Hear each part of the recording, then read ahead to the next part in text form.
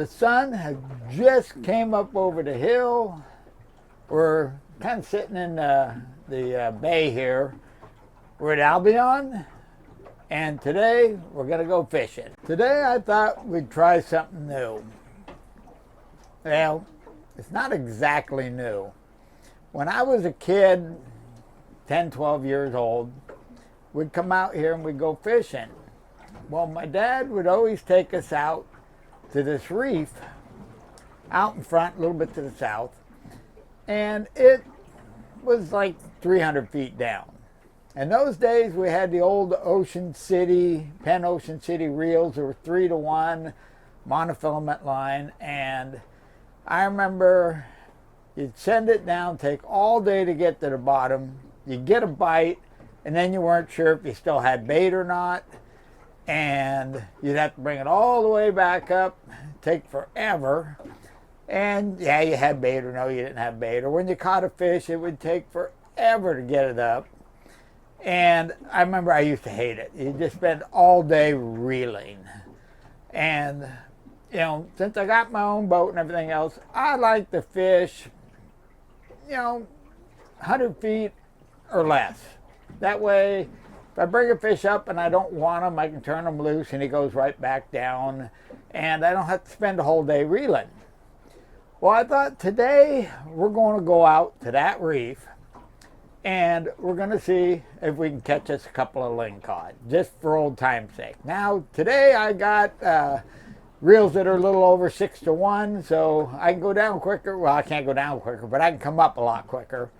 So what do you say we run out, catch a few sand dabs for bait, and then we'll head on down, see if we can catch us some lingcod. Okay, well, we made it out. We're in 175 feet of water. We got some pretty good sized swells coming through, but doesn't look like we have much in the way of wind, so hopefully our drag will be okay. We're going to try to go with an 8-ounce weight. Now my sand dab rig's getting a little worn. Originally it had 5 hooks. I'm down to 2. But being basically cheap, 2 hooks will work. And if we can get them 2 at a time, we only need like 6. So what do you say we bait these up with a little bit of squid, throw them in, see if we can catch us some sand dabs. Now what I do is I cut the squid into fairly small pieces because we want to catch the little sand dabs. The big sand dabs, the lingcod will just grab them and hold them, where the little ones, they'll swallow them, and we get a much better hook set once they swallow them. Okay, let's bait these up, see if we can get some fish. What I like to do once I get to the bottom, I'll bounce my weight around a little bit to make a commotion, and then wait for some bites.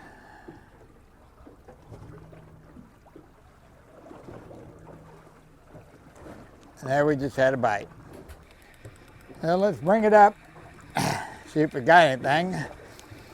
Problem is, when you're after little sand dabs, it's kind of hard to tell when you got them on because they don't weigh much. And now this one's kind of heavy.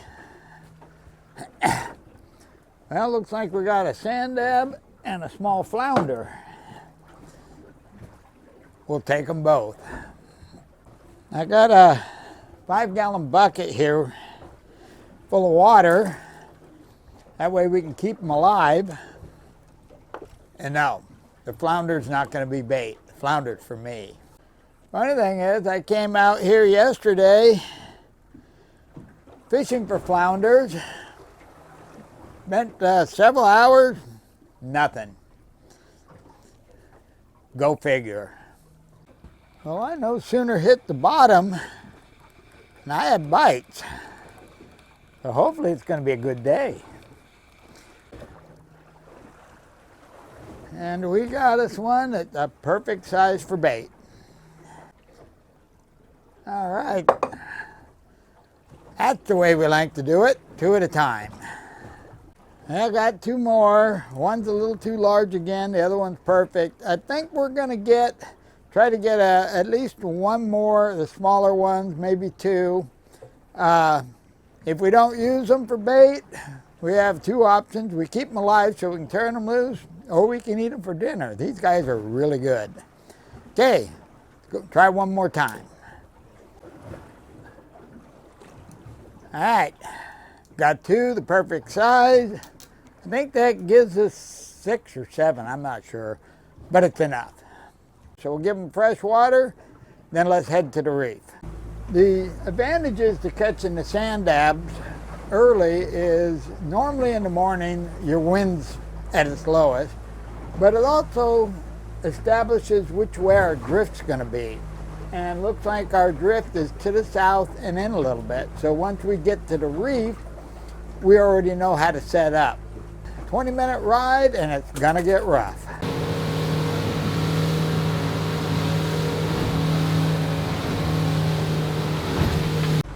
Well, we're getting close.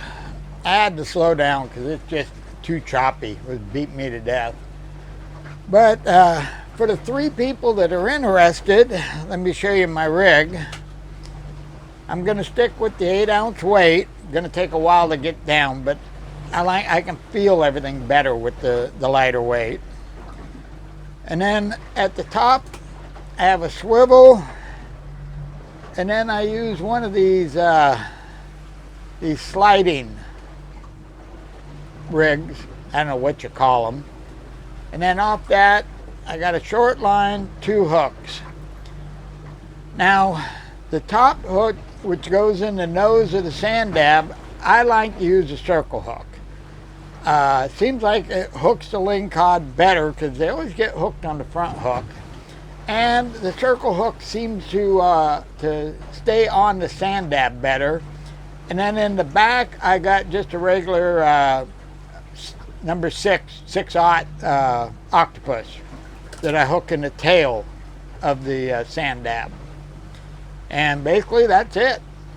The trick is you got to give the lingcod a second to swallow the bait. You don't want to go too quick because you'll pull it right out of their mouth. You give them when you feel them pull, you let them have some slack, and then just start reeling them up. And once they turn and try to go down, that's where you set the hook, and hopefully this circle hook will pull around the corner of their mouth, and then you got them.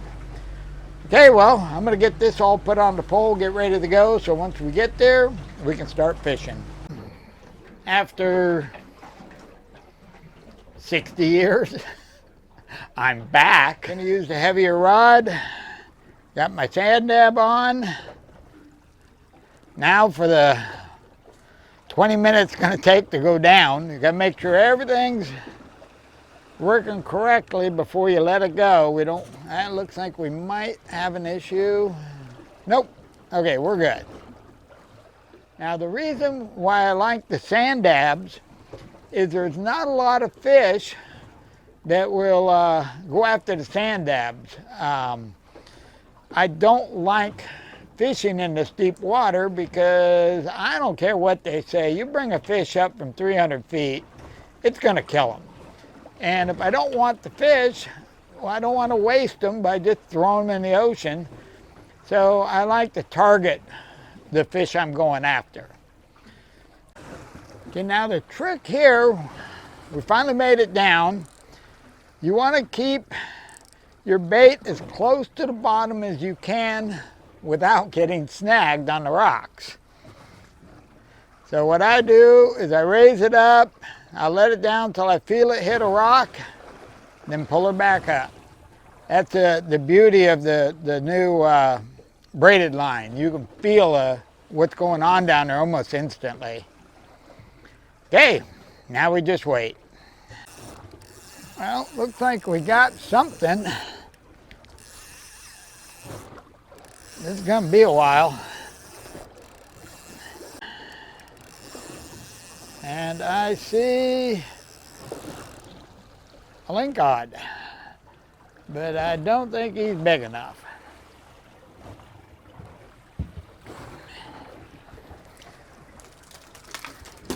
And he's caught with the circle hook. Okay, well this guy, we're going to turn him loose because he's not big enough. And we still got good bait, except it's not alive anymore. but we'll send it back down, see if we can get his big brother. All right, well, we just been about 15 minutes and we just hooked something else. This one feels a little bigger. This is so much line, and it is not a lingcod.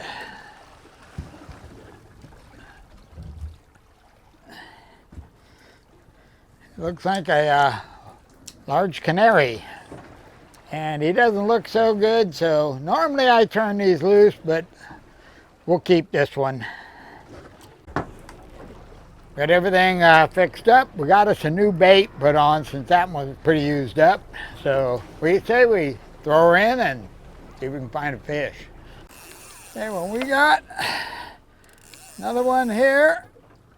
This one might actually be a lingcod. Oh God, I've been reeling forever. I think this one's a keeper. Oh, wait a minute, I see a fish, and yes, this one is a keeper.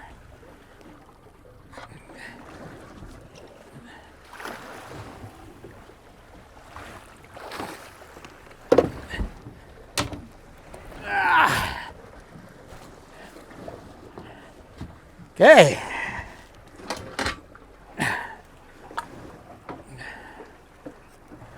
A nice lingcod. And a circle hook right in the corner of the mouth. I love that hook.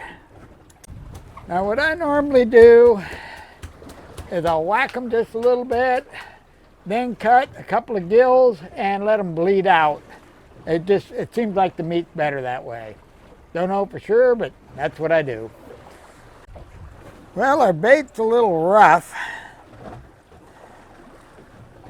We're gonna save them in case we need them, but since it's so far down, I'm gonna send a fresh bait down.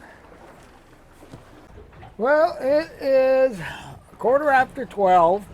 Finished my lunch, and I haven't had so much as a nibble for over an hour. For some reason or other, the bite is just shut off. So I'm thinking to keep from falling asleep out here, which is a no-no when you're by yourself in the boat, I got the rod in the holder, which is, you're not supposed to do that when you're fishing on the rocks. Good way to get snagged. But I think what we're going to do, I'm going to pull in. Let's run into 160, 170 foot of water, switch over to some squid, and see if we can get ourselves a flounder or two. And then if it starts, the bite picks up, we may go back out, or who knows, we may run further in, go into the shallow rocks and get our second lingcod. But we got to do something. So I'm going to reel up. Let's head in.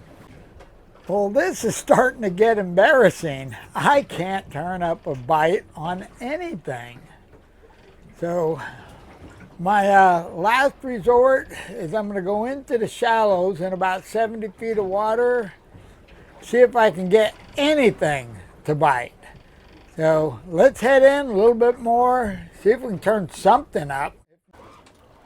Well, it's been quite a while, and I just now hooked something. Not sure what it is.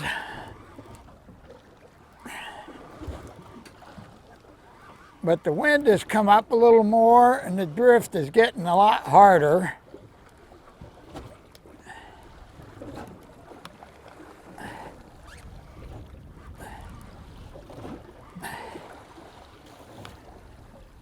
And it looks like we got a lingcod.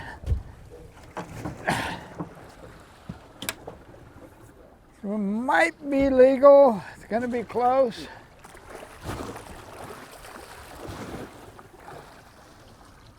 And we got to be careful how we gaff them.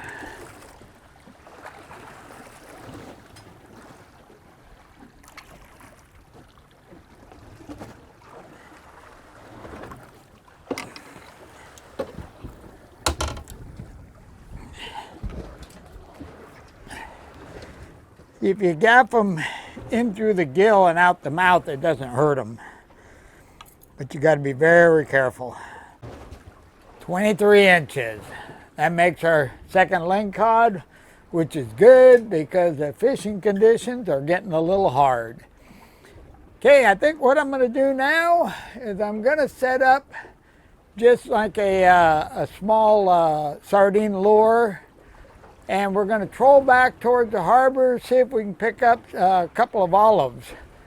And other than that, I think we're going to call it a day.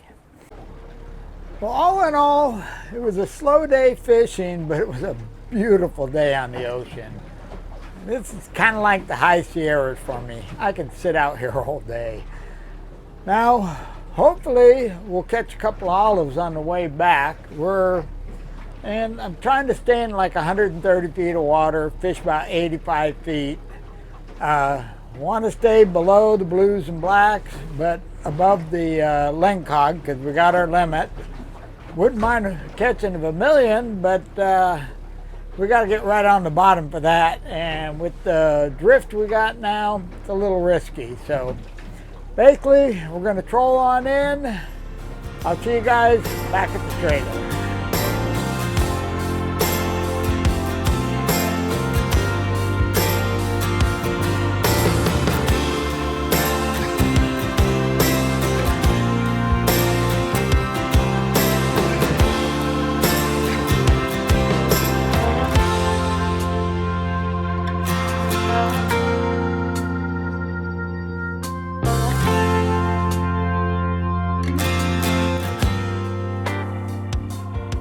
Oh yeah, that's what I'm talking about.